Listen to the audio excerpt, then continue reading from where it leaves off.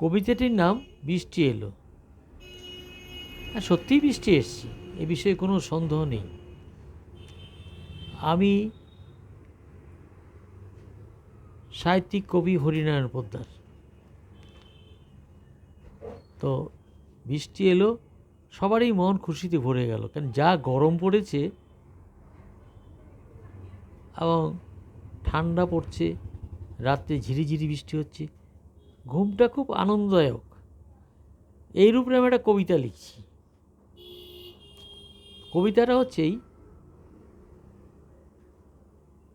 বৃষ্টি এলো। আমি কবি ও সাহিত্যিক হরিনারায়ণ পোদ্দার। এই কবিতাটা আপনাদের বলছি, আপনারা শুনুন, কীরকম লাগে আমাকে জানাবেন।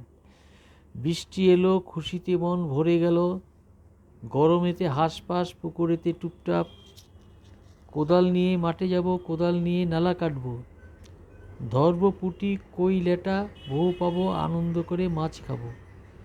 বৃষ্টির ওই জলের আওয়াজে ধান খেতে মাছ আসছে ঝাঁকে ঝাঁকে। বৃষ্টি এলো, বৃষ্টি এলো, চাষি ভাইরা আনন্দ পেল, কোদাল নিয়ে ধান খেতে পাতলা মাথায় দিয়ে তারা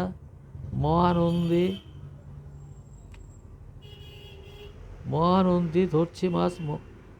বৃষ্টি এলো, খুশিতে মন ভরে গেল, ধান মুনছে জলের মধ্যে, হাসছে তারা মজা করে। ওই কালো মেয়ে লাউ কুমড়া পটল মূলো নিয়ে যাচ্ছে ওই হাটে বাজারে, আনন্দ করে বিক্রি করবে তারা, টাকা পয়সা নিয়ে যাচ্ছে তারা শাড়ির ওই আঁচল করে। তো এই যে কবিতাটা আমি লিখছি, কবিতাটা হচ্ছে, এখন তো বৃষ্টি ছিল না, তারপর বৃষ্টি এসলো এবং মানুষ একটু শান্তিতে ঘুম আসলো,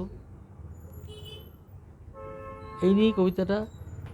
এবং এই বৃষ্টির দিনে ধান মুনছে চাষিরা, গ্রামের ওই কালো মেয়ে লাউ কুমড়ো পটল নিয়ে যাচ্ছে, কারণ বৃষ্টি হলেই তো এটা হবে, ফসল হবে, হ্যাঁ, গাছে পাতা ধরবে, বৃষ্টি ছাড়া তো হয় না এগুলো।